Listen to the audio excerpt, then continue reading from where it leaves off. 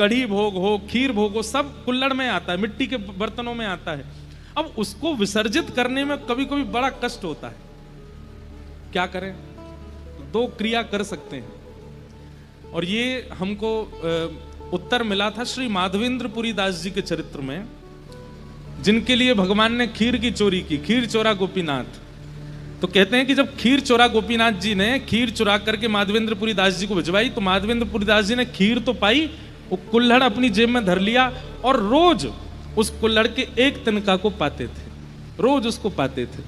और कभी अगर मन होता तो उसके ज्यादा से तिनका को टुकड़ा को लेके घिस देते, जैसे ब्रज रज लगाते हैं ऐसी उसकी थोड़ी सी रज जैसी बन जाती और उसको ऐसे चंदन की तरह यहाँ पधरा लेते।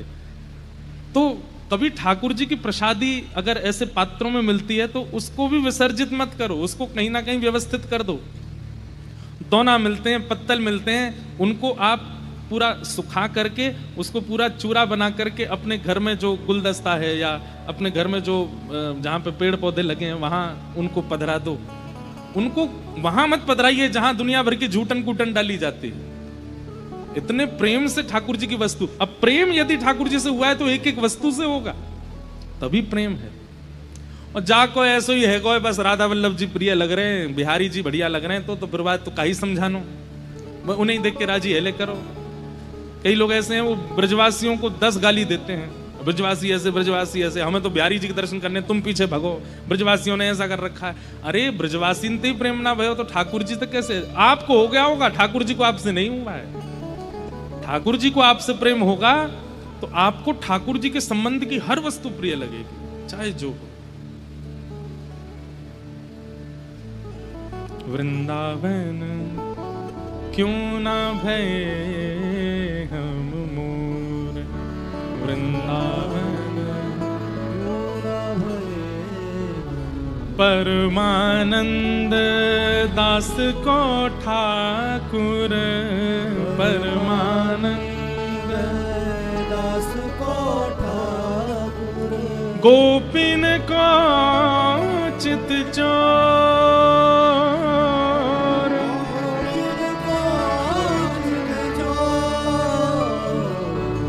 वृंदावन क्यों ना भये हम मोर, वृंदावन क्यों ना भये। तो हम ये प्रसंग सुना क्यों रहे थे? उत्साह, साधन अनेक हैं आपके पास में, आप जब भी करते हो, आप भजन भी करते हो, आप तिलक भी लगाते हो, आप वृंदावन भी जाते हो, आप सत्संग भी करते हो, आप एकादशी भी करते हो, आप सब प्रकार के साधन तो करते हो, लेकिन अगर कहीं उत्साह शून्य है, उत्साह का मतलब क्या होता है? चरम स्थिति का प्रेम ही उत्साह कहलाता है। उत्साह की शून्यता यदि है तो साधन चाहे जितना भी कर लीजिए भगवत मिलन नहीं होगा, भगवत प्राप्ति नहीं हो पाएगी। और साधन भले ही बहुत ना हो, एक है, लेकिन वो एक भी परिपूर्ण उत्साह के साथ है तो एक साधन से ही ठाकुर जी मिल जाएंगे, बहुत साधन करने की आवश्यकता नहीं।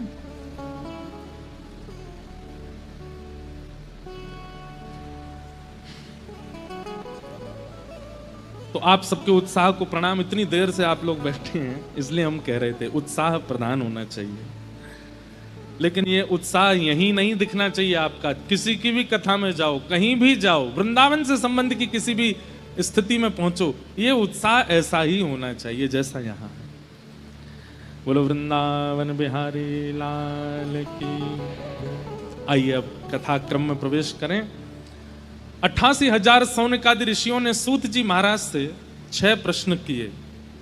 किम श्रेय शास्त्र सारः क स्व अवतार प्रयोजनम, किम कर्म के अवतारश्च धर्मः कम शरणम गतः।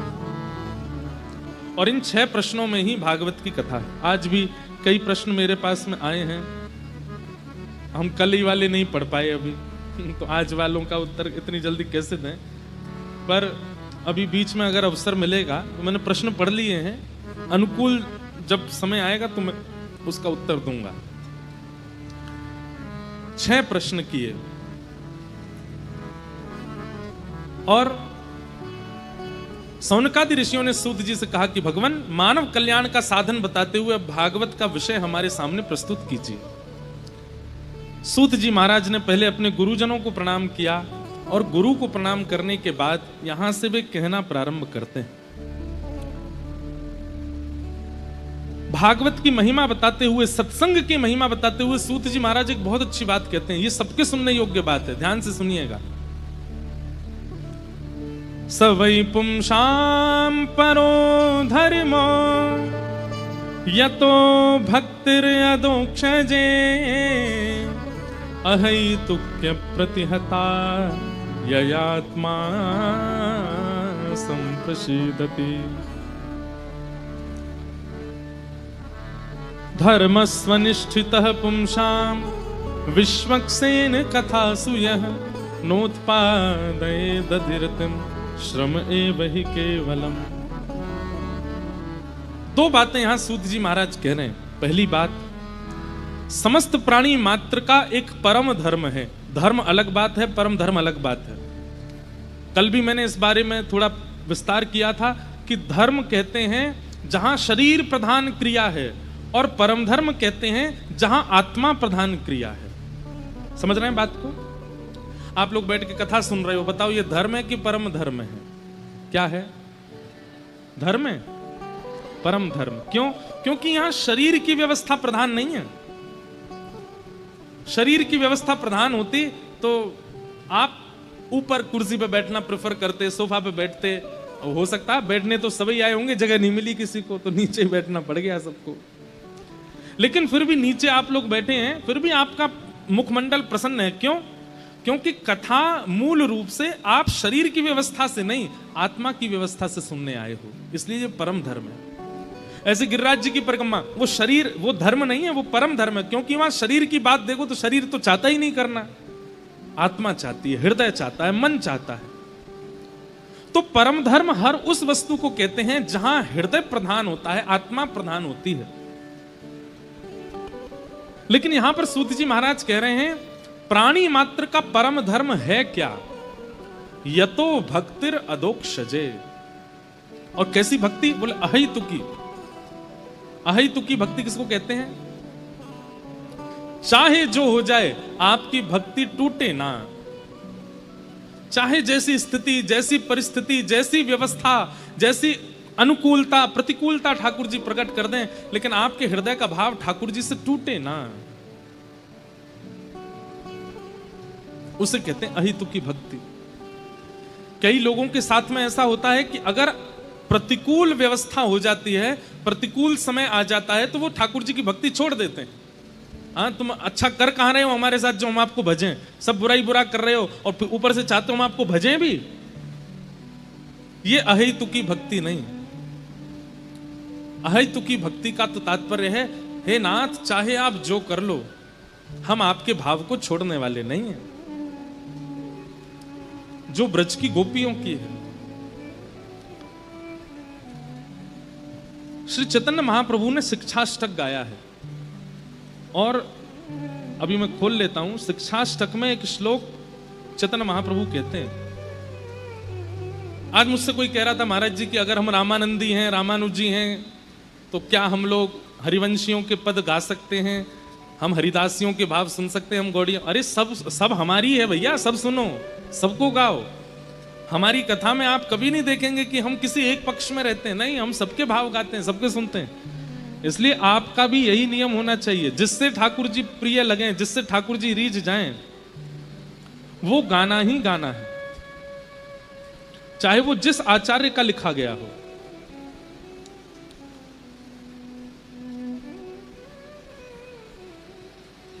तो शिक्षाष्टकम में एक गोपी भाव को प्रस्तुत करते हैं श्री चैतन्य महाप्रभु, और वहां आप निवेदन करते हुए कहते हैं कि हे नाथ,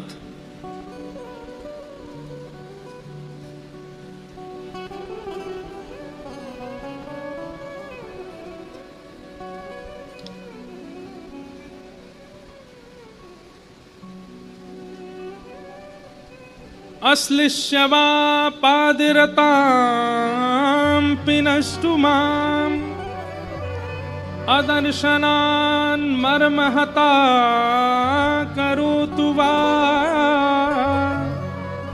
यथा यथा वा विदधातु लंपटो मत्प्राणनाथस्तु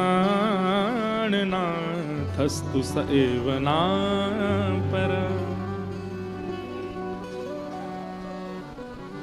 आश्लिश्लिलस्य वा पादरताम पुनष्टु माम।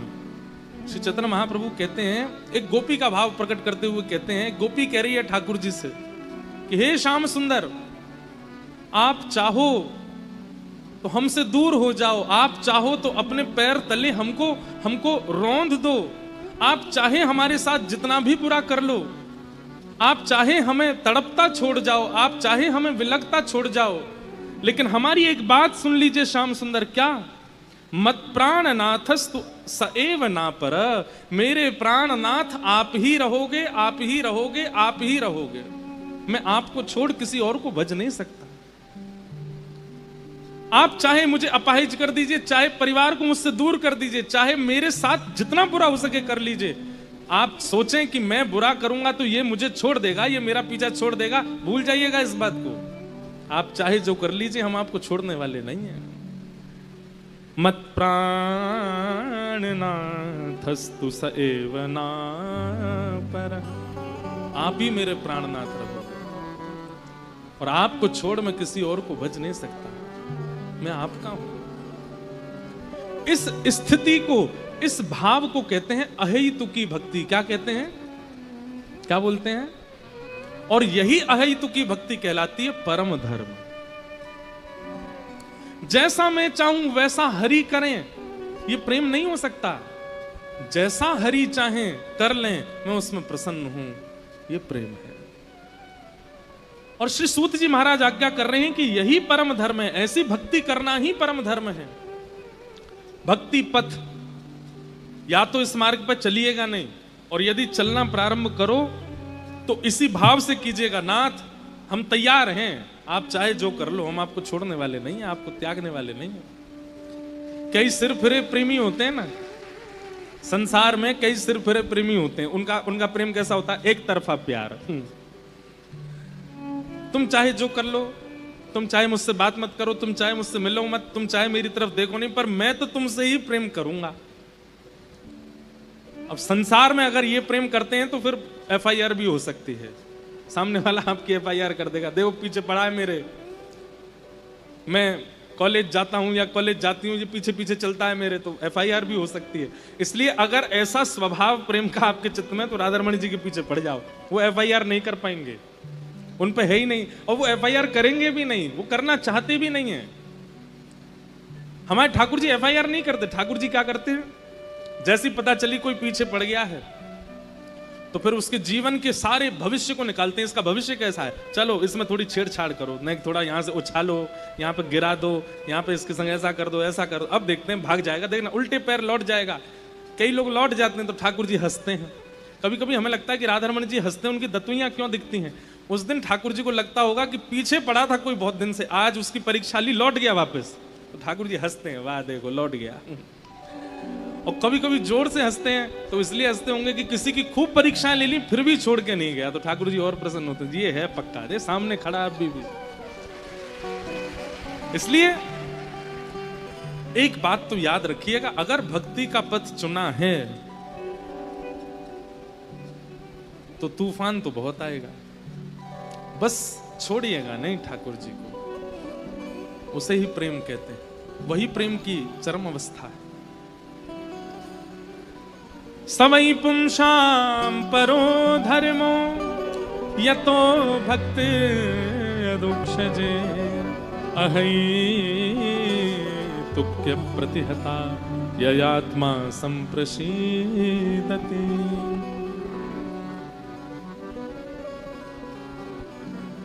जनाबाई की कथा सुनी आपने? महाराष्ट्र में एक परम भागवत हुई जनाबाई, उनकी कथा कई बार सुनाई है मैंने, लेकिन जनाबाई के साथ में ठाकुर जी ने कैसी लीला की सुनो। जनाबाई श्री नामदेव जी के घर पर रहती थी। नामदेव एक महाराष्ट्र के बहुत बड़े संत हुए, तो नामदेव जी के यहां रहती थी। पूरे दिन तो नामदेव जी के घर में सेवा करती थी। बहुत ध्यान से सुनिएगा सब लोग, इधर देख के सुनो। पूरे दिन तो नामदेव जी के यहां सेवा करती थी और शाम को नामदेव जी कीर्तन करते थे और उस कीर्तन में असंख्य वैष्णव नृत्य करते थे, लेकिन एकमात्र जनाबाई को ठाकुर जी दिखाई देते थे। नामदेव जी जब कीर्तन करते तो ठाकुर जी नाचते हुए आते थे और खूब जोर से नाचते थे। कहते हैं श्री जनाबाई मंदिर नहीं जाती थी, तो नामदेव जी ने एक दिन टोका, ए जना तू मंदिर क्यों नहीं जाती? बोले मंदिर वो जाएं जिनको ठाकुर जी बाहर नहीं मिलते, मुझसे तो रोज मिलने आते हैं। आप जब शाम को कीर्तन करते हो इतने सारे वैष्णव आते हैं, तब बीच में पीतांबरी पहन करके विठोबा भी आते हैं, विठल भी आते हैं और आके नृत्य करते हैं। तो सब लोग सोचते थे छोटी लाली है ऐसी बात बनाती है, लेकिन ये वास्तविकता थी। ठाकुर जी आते थे, रोज नाचते थे। एक बार एकादशी थी, बहुत भीड़ लगती है पंडरीनाथ भगवान के दर्शन की एकादशी के दिन। तो जनाबाई आज नामदेव जी से क्या बोली, आज एकादशी है। बोले तो और दिन से आज कीर्तन थोड़ा कम कीजिएगा। बोले क्यों? बोले आप कीर्तन करोगे विठोबा आएंगे, वो सुबह से थके हुए हैं, और आप बहुत जोर जोर से कीर्तन करोगे तो वो नाचेंगे, और वो नाचेंगे तो पहले से थके हुए और थक जाएंगे। इसलिए मेरी प्रार्थना आज कीर्तन कम करना। तो सब लोग कहते, बोले अरे जना तू कैसी बात करती है, बल्कि आज तो एकादशी, आज तो और दिन से ज्यादा कीर्तन होगा। तो जनाबाई रोती थी, चरण पकड़ लेती थी। बोले मैं आपके हाथ जोड़ रही हूं, आज कीर्तन कम करना, नहीं तो विठोबा के पांव में दर्द हो जाएगा। लेकिन कौन माने, जब तरंग आती है कीर्तन में तो सब नाचते हैं और जोर जोर से नृत्य होने लगा। इतने में ठाकुर जी आ गए, तो जनाबाई सबके पास जा करके बोले मत नाचो, बैठो, आप नाचोगे तो विठोबा भी नाचेगा और उसके पांव में दर्द हो जाएगा, बैठो बैठो। सबको बैठाती। ठाकुर जी बोले ए जना तू सबको बैठा मत, नाचने दे। बोले आपके पांव में दर्द हो जाएगा, आप थके हो सुबह से। तो ठाकुर जी कहते तू चिंता मत कर, ये जब सब चले जाएंगे मैं तेरे से पांव दबाने आ जाऊंगा, तू मेरे पांव दबा लियो। तब भी जनाबाई कोने में बैठी बैठी रोती रहती, और जब खूब जोर से मृदंग बजती तो कान पे हाथ धर लेती। बोले आज इतनी तेज मत बजाओ, वो देखो कितनी जोर से उछल रहे हैं विठल। जब सब चले जाते, सब सो जाते, रोती रोती जनाबाई पुकारती कब आओगे, मुझे पांव दबाना है। तेल लेकर के बैठती, घी लेके बैठती। फिर ठाकुर जी आते रात को, और रात में जैसे ही ठाकुर जी आते जनाबाई की गोद में पांव धर देते, ले दबा ले। तो फिर जनाबाई ठाकुर जी के पांव दबाती, पांव में घी लगाती और फिर डांटती ठाकुर जी को, तुम मानते नहीं हो ना, मैं इतना मना करती हूं आपको और उछल उछल के नाचते हो, इतनी जोर से नाचते हो। कुछ खाया आपने? ठाकुर जी बोले हाँ पूरन पूली खाई। अच्छा, और कल क्या खाया था आपने? बोले कल भी पूरन पूली खाई। और परसों क्या खाया? बोले परसों भी पूरन पोली खाई। जनाबाई बोली रोज पूरन पोली खाते हो? बोले मंदिर में यही बनता है, रोज एक सही प्रसाद बनता है। तो जनाबाई बोली मैं कुछ और बना के खिलाऊं? तो ठाकुर जी बोले बनाओ। तो जनाबाई बनाने लगी। ठाकुर जी बैठे थे तो जनाबाई बोली बैठने आए हो बस, मेरे छोटे छोटे हाथ हैं, मैं भी तो थक रही हूँ, चलो आओ मेरे साथ बनवाओ। तो ठाकुर जी सब्जी अमनिया कर रहे थे जनाबाई के साथ, ऐसी लीला करते। अब यहां क्या दिख रहा है आप लोगों को? अनुकूलता। ठाकुर जी अनुकूलता दे रहे हैं, लेकिन ऐसा हो ही नहीं सकता कि ठाकुर जी किसी को मिले और प्रतिकूलता ना आवे। एक दिन जनाबाई चक्की पीस रही थी, इतने में ठाकुर जी आ गए और ठाकुर जी आकर के बोले ए जना सुन। बोले हाँ, तेरा मुझे पद बहुत अच्छा लगता है, तू पद बहुत अच्छा गाती, चल मुझे पद सुना दे। तो जनाबाई पद गा रही थी। अब पद तो मुझे याद नहीं, मराठी भाषा का पद है, लेकिन बहुत प्यारा पद है। तो ठाकुर जी जनाबाई ऐसे चक्की चला रही है और पद गा रही है, और ठाकुर जी ऐसे हाथ की टेक लगा करके बढ़िया प्रेम से सुन रहे थे जनाबाई को। धीरे से बीच में ठाकुर जी उठे, बोले ये चक्की पीसना बंद कर, इसकी घर घर आवाज आ रही है ना, तो मुझे तेरे स्वर सुनाई नहीं दे रहे, इसको मत पीसे। तो जनाबाई बोली काम कैसे छोड़ दूंगी, काम तो पूरा करना पड़ेगा ना, और इतना ही तुमको सुनने का मन है, चलो हाथ लगाओ, तुम पीसो, मैं सुनाती हूँ। ठाकुर जी बोले ठीक है मैं पीसता हूँ। ठाकुर जी पीसने बैठे चक्की, बोले तू गा के सुना। सब लोग इधर देखो, विशेष रूप से वीवीआईपी वाले आगे वाले, आप लोग ही बहुत डिस्टर्ब करते हो, इधर देखो। ठाकुर जी चक्की चला रहे हैं, जनाबाई गा रही है। अब गाते गाते जना क्या हुआ, ठाकुर जी इतने आभूषण पहन के गए थे, वो आभूषण चक्की से टकरा रहे थे, तो उनमें से आवाज आ रही थी। तो जनाबाई नहीं गा पा रही थी, तो जनाबाई बोली मैंने चक्की छोड़ी तो क्या आप भी कम हल्ला नहीं कर रहे? इतना सारा गहना पहन के आते हो, छम छम छम छम आवाज करते हैं ये सब, इनको उतार दो। तो ठाकुर जी ने सारे गहने उतार करके वहीं धर दिए और प्रेम से चक्की पीसने लगे, जनाबाई गाने लगी। सुनते सुनते पद इतने में ही मंगला के घंटे घड़ियाल बजने लगे मंदिर में। ठाकुर जी तुरंत उठे, अरे जना मंगला का समय हो गया, मैं दौड़ के जाता हूं, मंदिर में पुजारी आ जाएंगे। और ठाकुर जी दौड़ करके गए और मंदिर में जाके ठाड़े हो गए। लेकिन रात में जो गहने पहने थे वो वहीं छोड़े आए जनाबाई के। कपाट जैसे सुबह खुले तो ठाकुर जी के श्री अंग पर एक भी गहना नहीं था। और जब वो गहने नहीं मिले, और गहने तो छोड़ आए, ऊपर से एक गलती और करके आए ठाकुर जी। क्या? ठाकुर जी बोले अगर मैं ऐसे जाऊंगा तो सब पुजारी पहचान जाएंगे। जनाबाई एक काम कर, अपनी सॉल दे दे मुझे। तो जनाबाई की सॉल लपेट के और गए। मंदिर में जैसे ही पहुंचे, कपाट खुले, पुजारियों ने जैसे ही देखा ठाकुर जी को, पहले देखा आभूषण कहां गए, ठाकुर जी के आभूषण कौन चोरी कर ले गया। इतने में ही नामदेव जी मंगला का दर्शन करने आए थे, तो मंदिर में हलचल हो रही थी। नामदेव जी बोले क्या हो गया? बोले ठाकुर जी के आभूषण नहीं मिल रहे हैं, कोई चोरी कर ले गया है। तो जैसे ही देखने गए तो आभूषण नहीं देखे, तो वो बोले लेकिन ये सॉल मैंने कहीं देखी है, ये सॉल तो देखी देखी लग रही है, क्योंकि नामदेव जी के घर में जो काम करती जनाबाई उसी की सॉल थी। अचानक से अरे ये तो जनाबाई की सॉल है। पुजारियों ने जैसे सुना जनाबाई की सॉल, बोले महाराज क्षमा कीजिएगा, आपकी जना ही आई है और आकर के सब चोरी करके चली गई है ठाकुर जी का, हम उसे छोड़ेंगे नहीं। जनाबाई यहाँ चक्की पीस के सारा आटा इकट्ठा कर रही थी। इतने में सब पंडा पुजारी पहुंच गए और जनाबाई से जाके बोले, ए जना, तेने ठाकुर जी के आभूषण चुराए? अब जनाबाई कुछ बोलती उससे पहले तो पुजारियों को दिख गए कि चक्की के पास में सारे आभूषण रखे हैं। अब जनाबाई, अब ऐसी प्रेम की रीत है, अब जनाबाई क्या समझाए उनको कि पांडुरंग मेरे पास रात को आते हैं, मैं उनके पैर दबाती हूं, उनको गाना सुनाती हूं, कोई मानेगा उनकी बात?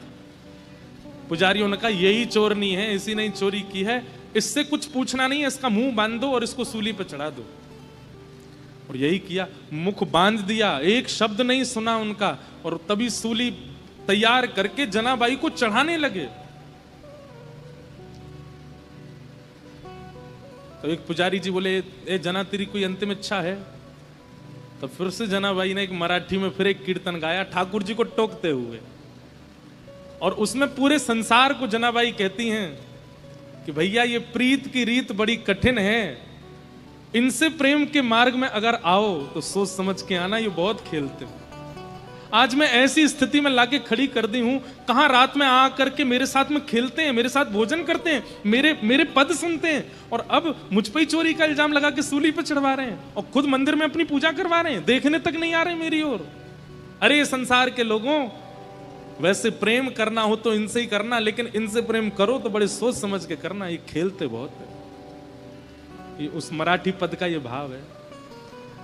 और जनाबाई सब पुजारियों के आगे बोली, मैं सफाई नहीं देना चाहती, मैं क्या बताऊं आपको कि मेरे साथ क्या हुआ, मैं बस उन स्मृतियों को हृदय में धारण कर लेती हूं जो पांडुरंग ने मुझे दिए हैं, और उनके साथ में जाना मंजूर समझूंगी। और सूली पर चढ़ा दिया। जैसे ही सूली उनके गले में लटकाई और पीछे से उसको कस करके बस खींचने ही वाले थे, इतने में ही पांडुरंग भगवान क्रोधित हो गए, और जो सूली का जो फंदा था वो तुरंत रस्सी से जल बन गया, पानी बन गया, और पानी बन करके अदृश्य हो गया।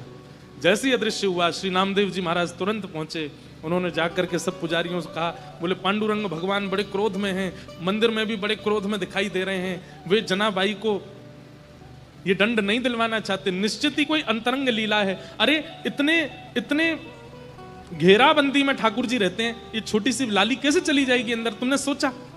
अरे तो ये आभूषण यहां कैसे आ गए? बोले तुम ये सोच सकते हो कि ये छोटी सी बालिका ताला तोड़ के भीतर जा सकती है, ये क्यों नहीं सोच सकते कि वो परब्रह्म भगवान इसके पास आए होंगे और अपने आभूषण छोड़ के चले गए होंगे? ये विचार क्यों नहीं करते हो? लेकिन बंधुओं, उसके बाद जनाबाई बड़ी हताश हो गई, सबने क्षमा मांगी, लेकिन जनाबाई बोली नहीं, अब पांडुरंग मुझे बुला रहे हैं और मैं जा रही हूं। और तुरंत वहां से निकली, पीछे लोग भागे लेकिन फिर वो दिखाई नहीं दी। ठाकुर जी उनको लेकर के प्रस्थान कर गए। तो भैया ये सावधानी रखना कि ठाकुर जी प्रेम में केवल अनुकूलता देते हैं तो ही आप प्रेम करो, नहीं, ठाकुर जी प्रतिकूलता भी देते हैं और आपको दोनों सहने के लिए तैयार रहना पड़ेगा, दोनों में अपने आप को तैयार रखना पड़ेगा। ठाकुर जी जैसी स्थिति दें वो सब स्वीकार करो।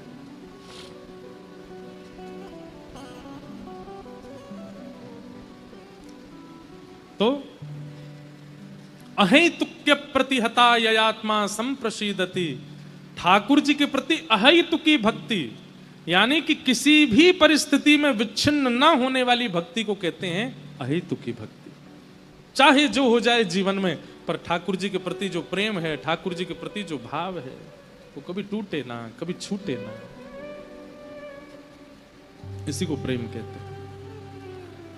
सूत जी महाराज कहते हैं कि धर्म स्वनिष्ठित पुंसाम विश्वक्सेन कथा सुया नोत्पादये दधिरतिम श्रमे वही केवलम। बहुत अच्छी बात है। हमारे द्वारा किए गए व्रत अनुष्ठान नियम उनको ठाकुर जी ने स्वीकार किया है, इसका प्रमाण क्या है?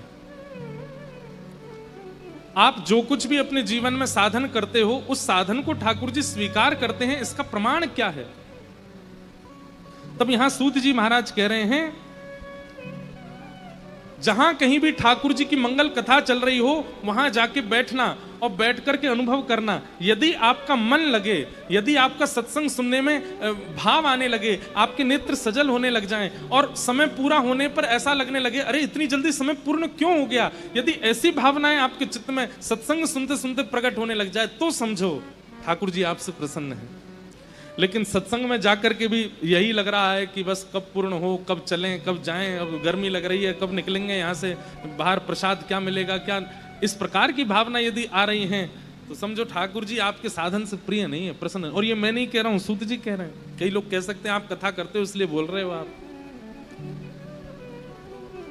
सत्संग में रति होना, सत्संग में रुचि होना, ये ठाकुर जी की प्रसन्नता का एक प्रमाण है कि ठाकुर जी आपसे प्रसन्न है।